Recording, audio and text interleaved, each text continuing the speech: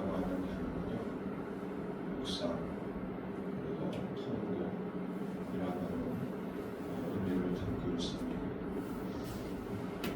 다윗이 기도를 시작할 때는 그의 마음이 어떠한 상태였는가를 보여주고 있는데, 통곡하는 심정입니다. 절망과 슬픔으로 가득한 다윗의 마음을 보여주고 있습니다. 그런데 기도가 끝났을 때에는 그의 마음이 어떻게 변했을까요? 11절 말씀이죠. 오직 주께 피하는 모든 사람은 다 기뻐하며 주의 보호로 말미암아 영원히 기뻐 외치고 주의 이름을 사랑하는 자들은 주를 즐거워하리. 주님께 피하고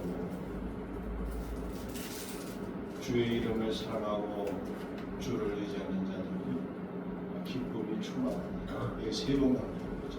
세 번.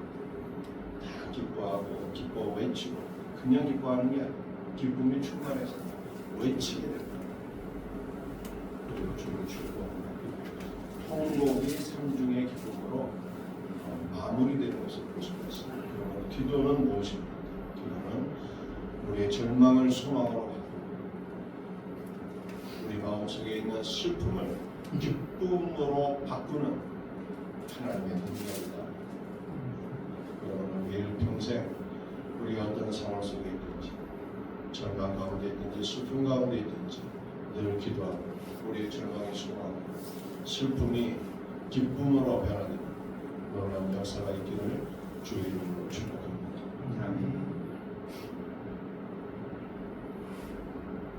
보편 1절 말씀을 보게 되면 나의 심정을 헤아려 주소서 라고 기도하고 있잖아요.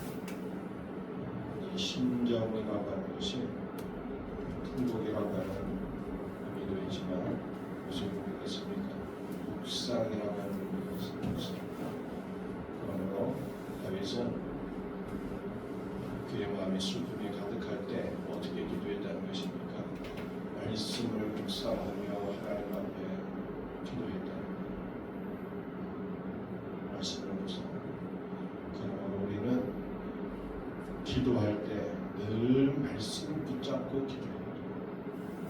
늘 평생 말씀과 기도가 같이 가야 돼요. 흔히 이런 말씀이 있지 않습니까?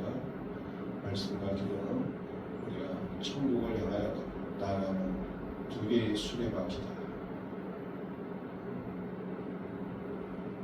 늘 말씀과 기도가 같이 병행되어야 되는 것을 보여주는 것입니다. 그래서 저녁에 말씀이 없는 기도는 가지하다 라고 성경이 말씀하셨습니다. 당연하지 않겠습니까? 우리 믿음이 없던 옛 조상들도 비나이다 비나이다 하면서 일평생 기도했는데, 예수 믿는 신자들이 말씀이 없이, 예수님이 없이 그냥 비나이다 하며 하나님을 우상으로 간주하는 것 아닙니까? 지금 얼마나 가지가는 일이에요. 우리 평생 말씀을 묵상하며 기도할 수 있는 복되는 나라가 되고 주의 이름으로 축복합니다. 이 묵상이라는 것이 무엇입니까? 제가 반복해서 말씀드리잖아요.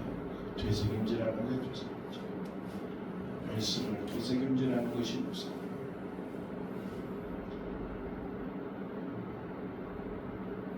신약의 어떤 성도가 주의 말씀이 과연 그러한가, 주의 말씀을 날마다 상고했다. 우리도 주님의 말씀을 날마다 상고해. 내가 읽은 말씀, 특별히 주일날 선포되어지는 그 말씀, 기도 시간에 되새김질하는 것이 가장 큰 말씀의 능력인 것입니다.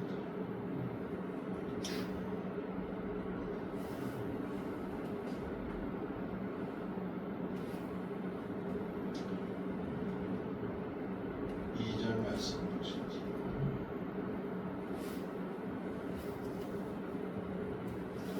나의 왕 나의 하나님이여, 내가 부르짖는 소리를 들으소서. 내가 주께 기도합니다. 다윗은 기도했는데요, 일단 하나님에 대한 호칭은 여호와라 이렇게 부르짖으며 기도했고요. 또 2절에서는 나의 왕 나의 하나님이여 하고 그가 부르짖으며 기도했습니다. 다윗이 왕인데 그는 자신을 하나님 앞에 종으로 만들어 하나님을 왕으로 높이면서 왕이신 하나님의 통치에 순종하겠다는 그러한 마음으로 나의 왕, 나의 하나님이여 라고 하나님을 부르며 기도했습니다. 그리고 다윗의 기도는 어떤 기도였을까요? 부르짖는 기도였어요. 부르짖는 통곡하며 1절에서는 통곡하며 말씀을 묵상하는 가운데 왜 통곡했을까요? 그가 자기 죄들이 생각나지 않았겠습니까? 말씀과 빛이신 예수 그리스도의 말씀이 자신을 고치고 자신의 모든 죄와 어두운 것들이 다 드러났습니다. 바세바 사건도 기억났을 것이고 자녀들을 바르게 양육하지 못했던 것도 기억났을 것이고 자신의 교만도 기억났을 것이고 인고를 계속하는 모든 것들이 기억났습니다. 하나님의 말씀 앞에 자신의 모든 죄와 열악함을 기억났습니다. 그가 통곡하며 기도했고요. 2절에서는 부르짖으며 기도했다라고 말씀하고 있습니다. 부르짖어 기도했다. 또 다윗의 기도는 어떤 기도였을까요? 내가 주께 기도하나이다 라고 말씀하고 있지 않습니까? 2절 하반절에 내가 주께 기도하나이다. 이 기도한다라고 하는 것이요, 이 원문을 보게 되면 단순한 기도가 아니라 중보 기도한다는 것이죠. 중보 기도한다는 것이죠. 하나님의 말씀의 그 앞에 자신의 연약한 것들이 다 기억나서 그가 자신의 자녀들을 위해서도 중보 기도했을 것이고 자신의 아내들을 위해서도 중보 기도했을 것이고 또 그에게는 선한 목자의 마음이 있어서 고통받고 있는 백성들을 위해서도 기도했을 것이고 중보 기도했다는 것입니다. 사랑하는 성도들, 우리는 주일날 저와 여러분들이 우리 제사의 의무, 애복과 신경배로 기억하시는 거예요.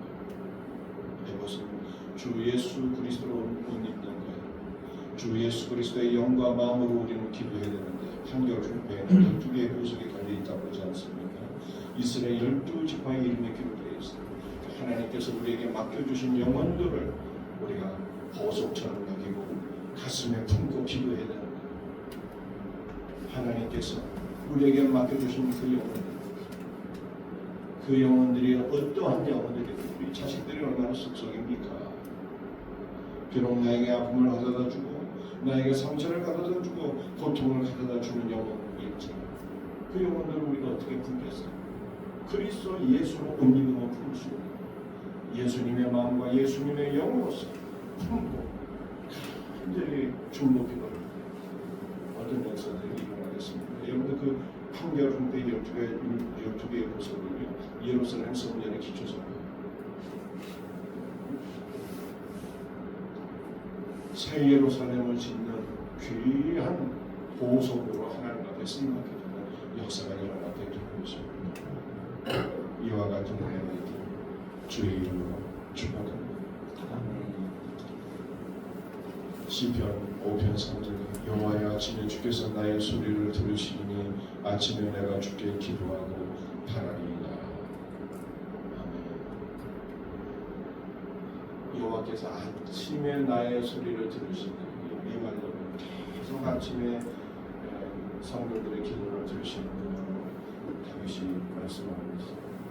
그러므로 다윗은 언제 기도하느냐? 아침에 내가 기도한다 이렇게 말씀하고 있습니다. 기도한다는 것도 비하여돼 있어서 지속적으로 하나님 앞에 아침에 기도합니다. 여러분들 이 아침은 언제일까요? 해가 뜨는 그 시간이 이거를 구약 시대로 살펴보게 되면 오전 3번째 되는 시간. 오전 3번째. 구약 시대 때는 오전 3번째와 오후 3번째가 있었는데 오전 3번째는 해 뜨는 시간, 오후 3번째는 해 지는 시간이고 있습니다. 그 사이에 5가지 제사를 드리게 됩니다. 번제, 소제, 속번제, 속제제, 화목제 이 5가지 제사를 하나님 앞에 드리게 됩니다. 그래서 이 오전 성문 때는요, 아침 시간인데 정확히 해가 떠오르는 시간, 지금 바로 우리 새벽기도 시간하고 깊은 연관성이 있는 것입니다. 아침에 내가 주 앞에 기도하겠습니다. 다윗이 고백합니다. 그러므로 우리도 하나님 앞에 새벽을 깨워서 아침을 깨워서 기도하는 것이 얼마나 복된 일인가를 기억하고 새벽 기도 시간을 사모해야 되는 것입니다. 사랑하는 성도들이요, 아침 기도는 어떠한 것인가요? 아침 기도는요, 영적 방패다. 여러분들이 이렇게 생각하시면 됩니다. 아침 기도는 왜 중요한가? 아침 기도는 영적 방패입니다. 무슨 뜻입니까? 여러분들 아침에 우리가 하나님 앞에 기도할 때는 우리 저녁 기도는 어떨까요? 하루의 삶을 돌이켜보면서 감사하는 기도죠. 아침 기도는 어떤 것입니까? 하루 동안 일어난 모든 일들을 하나님께 내어 맡기는 거예요. 우리의 중요한 일도 하나님께 내어 맡기는 것입니다. 하루 동안 일어난 모든 고난과 유혹에서 내가 승리할 수 있도록, 우리의 자녀들이 승리할 수 있도록 기도하는 것이 아침입니다. 이해하시죠? 하루의 모든 중요한 일들을 하나님께 내어 맡기는, 오늘 하루 동안 있을지도 모를 모든 고난과 모든 유혹으로부터 우리가 승리할 수 있도록 주의 도우심을 간구하는 것이 아침입니다. 그러므로 이렇게 우리의 모든 일들을 주 앞에 맡기며 주의 도우심을 간구할 때 하나님께서 그날 하루를 지켜주시고 우리를 승리 있게 하십니다. 그러므로 아침 기도는 영적 방패인 것입니다. 얼마나 소중한 이 기도 시간입니까? 아침에 기도하고 기도하기를 사모하기를 간절히 바랍니다. 또 3절에 보니 이렇게 말씀하고 있으니 여호와께서 아침에 우리를 들으시기 때문에 우리가 아침에 기도하는데요, 내가 주께 기도하고 난 다음에는 뭐 한다는 걸 바라본다는 거예요. 바라본다는 것이 뭘 바라본다는 거예요? 주님의 응답을 바라본다. 하나님께서 아침에 기도하는 걸 좋아하시죠. 아침에 기도하는 걸 들으시죠. 그래서 우리는 아침에 기도하죠. 그러면 뭐가 있겠습니까? 하나님의 응답이 있을 거 아닙니까? 그 하나님의 응답을 소망하는 가운데, 그렇게 기대하는 가운데 바라본다는 뜻입니다. 우리가 우리 자녀들을 위해서 중보기도를 합니다. 그러면 하나님께서 우리 자녀들에게 어떠한 소망스러운 일들을 행하실지를 기대하면서 바라봐야 됩니다. 기도는 시간을 얻고 이게 될까 하면서 불신의 마음으로 있으면 안 되고, 불신의 마음으로 있으면 안 되고, 우리가 하나님께 기도한 모든 것들은 정말로 전능하신 하나님께서 전능하신 능력으로 지금 역사하실 것을 믿고 기대 충만하는 믿음, 소망으로 그거를 기대하는 가운데 바라봐야 됩니다. 기대하게 될 때 하나님께서 우리가 기대하는 것 이상으로 역사하실 것을 믿으시기를 바랍니다. 7절 말씀. 오직 나는 주의 풍성한 사랑을 힘입어 주의 집에 들어가 주를 경외하고 성전을 향하여 예배하리이다. 여러분들 다윗은 하나님의 그 전 안에 들어갈 때 자신의 의와 긍정을 힘입어서 그렇게 들어간 것이 아니었습니다. 주의 풍성한 사랑을 힘입어, 여러분들 이 사랑이라고 하는 단어는 헬스에도 언약에 기초한 하나님의 사랑 부분이 자기를 가리키는 것입니다.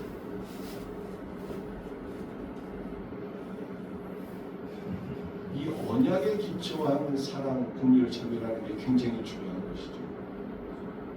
이것은 하나님께서 일방적으로 우리에게 선포해 주시고 약속해 주신 은혜요, 긍휼이요, 사랑이라는 뜻입니다.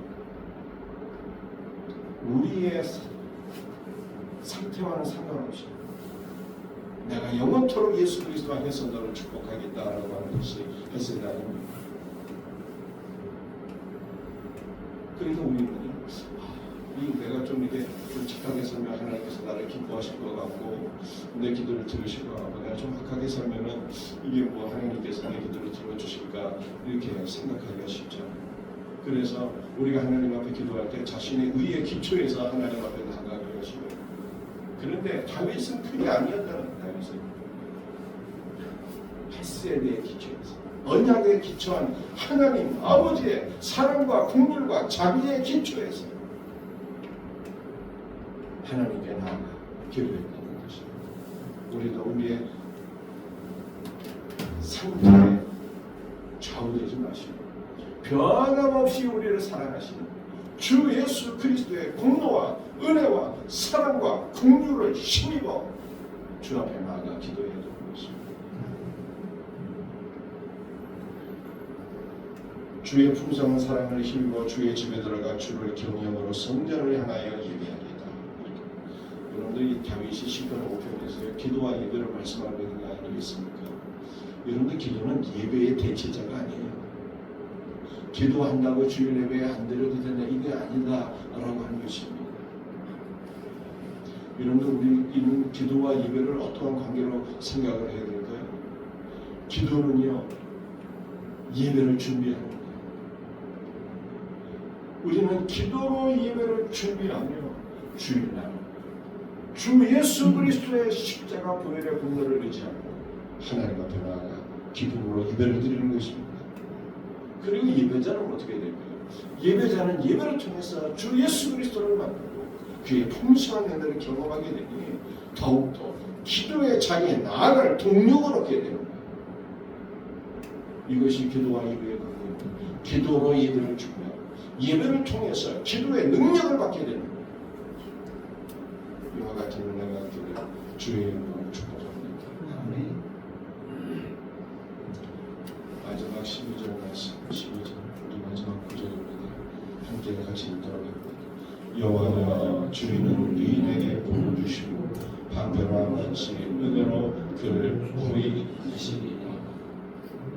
그런데 의인이 어떤 사람이 의인입니까? 예수 그리스도를 믿고 그를 영접하며 그를 의지하며 기도하는 성도들이 의인이고요. 기도하는 성도가 있나겠습니까? 주님의 말씀입니다. 말씀이 이신 주 예수 그리스도를 의지하며 기도하는 성도가 있습니다. 그런데 이 기도하는 성도에게 하나님께서 어떻게 하시겠다고 약속하셨습니까?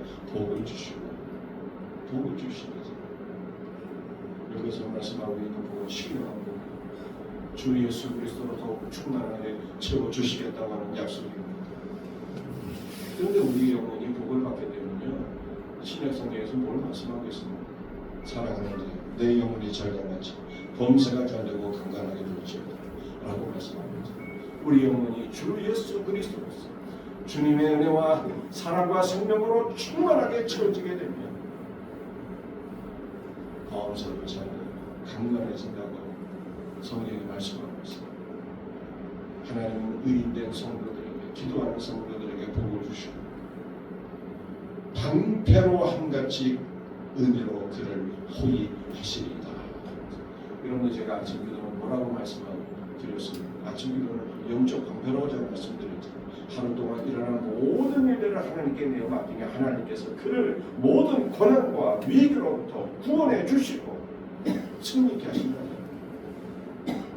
그런데 다윗이 이걸 고백하는 거예요. 아침에 주를 의지하며 기도하는 자들은 그냥 하루가 아니 일평생 하나님께서 주의 은혜로 그를 지켜주시는데 마치 영적 방패를 경험하게 될 것이다. 아침에 기도하는 자는 하나님께서 지켜주시는 하나님의 영적 방패를 경험한다. 은혜가 전후 사방에서 위와 아래에서 그를 지켜주시고 호위하시는 놀라운 역사를 경험하게 될 것이다 라고 말씀하고 있는 것입니다. 이렇게 생각만 해도 막 이 신나는 일이라니까 생각만 해도 얼마나 감사한 일입니까. 그렇지? 기도하는 성도들에게 하나님께서 복을 주시고 영적 방패를 경험하게 하시고 하나님의 은혜가 전후 좌우에서 위와 아래에서 우리를 지켜주시고 보호해주시고 호위해주십니다. 하나님 나라 들어갈 때까지 주님의 은혜가 우리를 에스코트 하신다는 얘기예요. 이게 얼마나 놀랍습니까? 그러면 우리는 기도가 의무가 아니고요. 기도가 우리가 심겨운 의무가 아니고요. 기도는 선택도 아니고 해도 되고 안 해도 되고 선택사항도 아니고 의무도 아니고 기도는 우리의 기쁨이요. 기도는 우리의 복이요. 기도는 우리의 생명입니다.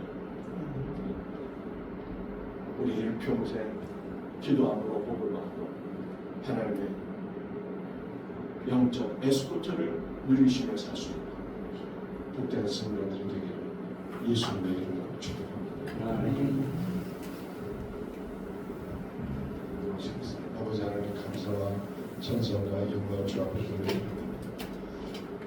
주여 다윗은 통곡으로 기도를 시작했으나 기쁨으로 기도를 마치게 되었습니다. 기도는 우리의 모든 절망과 슬픔을 소망과 기쁨으로 바꾸는 하나님의 능력인 것을 믿습니다. 주 예수님, 우리도 다윗처럼 부르짖어 기도하되 하나님께서 우리에게 맡겨주신 모든 영혼들을 그리스도의 사랑과 영으로 부르고 그들을 위해서 간절히 기도할 수 있는 중보 기도자들이 되게 하여 주기를 간절히 기도합니다. 주여 아침에 기도하기를 소원합니다. 오늘 하루도 주 앞에 모든 것을 맡겨드립니다. 주님께서 우리의 삶을 오늘 하루도 축복해 주실 줄로 믿습니다. 지켜주시고 보호해 주실 줄로 믿습니다.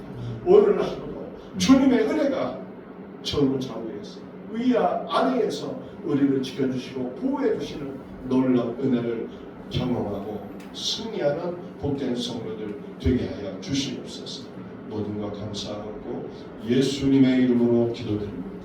아멘.